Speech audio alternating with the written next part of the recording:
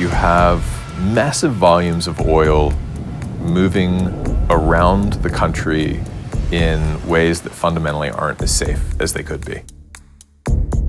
The people who are supposed to be ready for it weren't. Firefighters didn't know about it. Mayors didn't know about it. The people who make sure the state's ready for oil spills didn't know about it. You know, crude oil wasn't supposed to explode until it started exploding.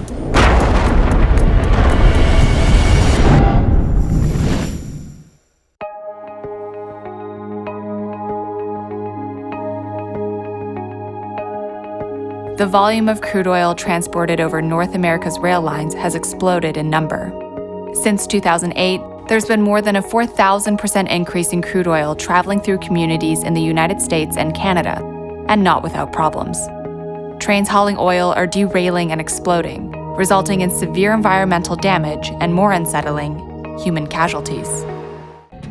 We've seen now, with 5 catastrophic explosions in the last 12 months, that when these things derail, they don't always burst into flame, but when they do, it's catastrophic. Il y a vraiment beaucoup de chaleur.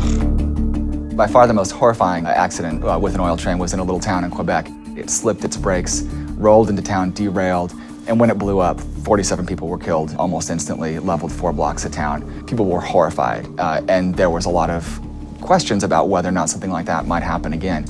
As it turned out, it did happen again in November. An oil train derailed in a trestle in Alabama, burst into flames, fell into a river.